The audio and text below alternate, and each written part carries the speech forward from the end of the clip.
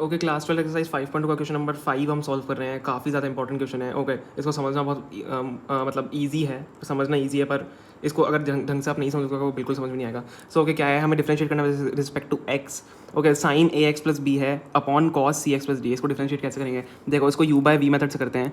अगर आपने chain rule में पढ़ा है यू बाय वी मेथड, मैं आपको बता दूँ यू बाय वी मेथड क्या होता है। देखो, यू बाय वी अगर आप सॉल्व करोगे तो क्या होगा, सबसे पहले देखो मैं कोई ईजी इसको फॉर्मूला है इसका, V U dash minus U V dash upon V square. तो इसको अगर आपको ईजिली रटना है तो मैं आपको बता देता हूँ। सबसे पहले इसमें मतलब लाइन बनाओ, ठीक है। यू वी डैश जब भी कभी ऐसे आपको डिवाइड में लिख जाए, नीचे वी स्क्वायर लिख दो, ठीक है। नीचे सबसे पहले वी स्क्वायर लिखो, सबसे पहले फॉर्मूले में वी स्क्वायर लिखो। फिर जो वी स्क्वायर नीचे लिखा, आपको याद ध्यान रखा कि आपने अगर नीचे वी स्क्वायर लिखा है तो स्टार्टिंग में वी ही आएगा, स्टार्टिंग में वी ही आएगा। ओके, तो वी यू डैश फिर माइनस यू वी डैश, क्योंकि माइनस का साइन है इसलिए अगर आपने उल्टा पुल्टा कर दिया तो सब गड़बड़ हो जाएगा। तो V U dash minus U V dash हम इस पूरे को सॉल्व करेंगे। ओके, सो स्टार्ट करते हैं अपना सॉल्यूशन। यहाँ पे इंपॉर्टेंट है क्वेश्चन, इसको मार्क कर लेना अपनी बुक में भी। ओके, सो देखो क्या होगा। अब सबसे पहले यू वी डैश और वी यू डैश के मतलब उसका यूज़ करके इसको पूरा लिखूंगा, इस पूरी टर्म को। तो क्या है हमारा, देखो वी यू डैश, अब सबसे पहले नीचे वाला वी होता है तो मैं वी लिखूंगा cos C X plus D. अब वी फिर यू डैश, अब sign A X plus B का हमें डिफ्रेंशिएशन करना है, तो मल्टीप्लाई में sign A X plus B का डिफ्रेंशिएशन, यहाँ पे ना डैश लगा दिया फॉर डिफ्रेंशिएशन। ओके, अब क्या है, minus U V dash minus U, ऐसा कैसा आएगा sine A X plus B. अब वी डैश मल्टीप्लिकेशन में, तो cos C X plus D का differentiation, cos C X plus D का डिफ्रेंशिएशन। ओके, समझ में आ गया। फर्स्ट स्टेप हमने कर लिया अपनी सॉल्व। सेकंड स्टेप पे चलते हैं। देखना, ओ सॉरी, एक चीज़ तो भूल ही गए, इंपॉर्टेंट चीज़। मैं भी यहाँ पे देखो भूल जाता हूँ, आप भी इसको मत भूलना, अपॉन वी स्क्वायर भी है, ठीक है। अपॉन वी स्क्वायर हमें लिखना पड़ेगा। मैंने देखो अपने उसमें नोटिस किया कि मैं इस चीज़ को बहुत बार भूलता हूँ, तो कई बच्चे ऐसे होंगे जो इस चीज़ को भूल जाते होंगे।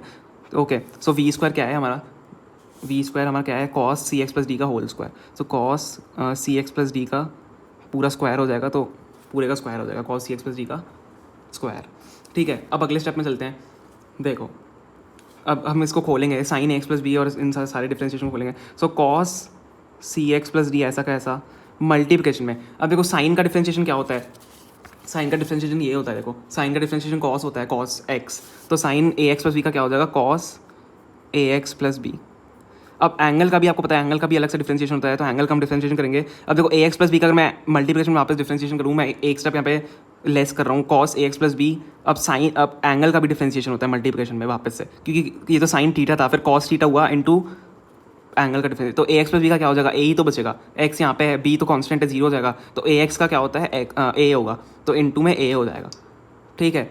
अब यहाँ पे देखो माइनस का साइन है, बीच में माइनस हम लगा देंगे। Sign A X plus B का, अब देखो sign A X plus B ऐसी कैसे आएगा, sine A X plus B ऐसा कैसी टर्म आएगी। अब cos C X plus D का इंटीग्रेशन अगर हम करेंगे, cos C X plus D का, तो क्या होगा, कॉस का क्या होता है माइनस साइन एक्स, तो कॉस का मल्टीप्लिकेशन में क्या हो जाएगा, minus sign C X plus D.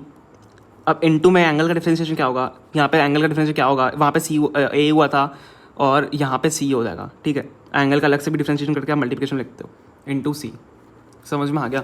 अब मैं अपॉन में वापस से लिखूँगा cos C X plus D. देखो अब यहाँ पे थोड़ा सा, अब यहाँ पे देखना काफ़ी इंपॉर्टेंट स्टेप है ये वाला। इसमें मतलब इसको बहुत ज़्यादा इजी बनाने के लिए स्टेप है, cos C X plus D into cos X plus B into A. इसको आप अलग से कर लो, और इसके नीचे क्योंकि दोनों का डिनोमिनेटर जो है सेम है, तो हम दोनों को अलग अलग लिख सकते हैं। और यहाँ पे देखो माइनस है, यहाँ पे माइनस है, तो ये माइनस माइनस यहाँ पे अंदर मल्टीप्लाई कर पूरा प्लस हो जाएगा, तो बीच वाला साइन है उसको प्लस में लिखेंगे। ध्यान से देखना मैं क्या लिख रहा हूँ, cos C X plus D into cos A X plus B into A plus plus as minus minus became plus, तो प्लस हो जाएगा।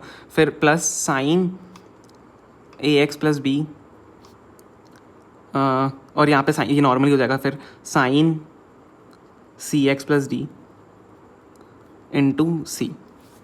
ओके, इतना समझ में आ गया। अब देखो नीचे दोनों में हम अलग अलग ले लेंगे। Cos C X plus D को मैं कैसे लिख सकता हूँ, cos C X plus D into cos C X plus D. Okay, cos C X plus D, दोनों को मैंने cos C X plus D अलग अलग लिख दिया, क्योंकि cos C X plus D का स्क्वायर सेम ही होता है। और यहाँ पे भी डिनोमिनेटर में cos C X plus D into cos C X plus D हम कर सकते हैं, into cos C X plus D. Okay समझ में आ गया आपको क्या हुआ? Cos C X plus D के स्क्वायर को मैंने होल स्क्वायर को ऐसे दोनों में अलग लिख दिया, और दोनों जो हमारे टर्म्स है मैंने प्लस के इस तरफ प्लस के उस तरफ वाले, माइनस के उस तरफ माइनस के प्लस वाले उस तरफ वाले मैंने दोनों अलग अलग कर दिए। अब देखो क्या होगा, cos C X plus D एक cos C X plus D से कट रहा है, तो हम यहाँ पे इसको काट देंगे। ओके, इन दोनों को हमने कट कर दिया।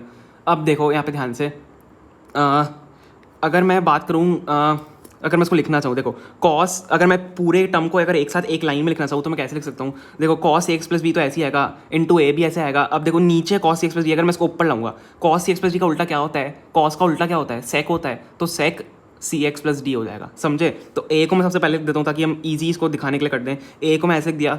अब इसके बाद मैं क्या लिखूंगा? कॉस को मैं उल्टा ले आऊँगा, कॉस को मैं ऊपर ले आऊँगा, तो क्या हो जाएगा? Sec C X plus D, okay, into जो ऊपर है हमारा cos A X plus B.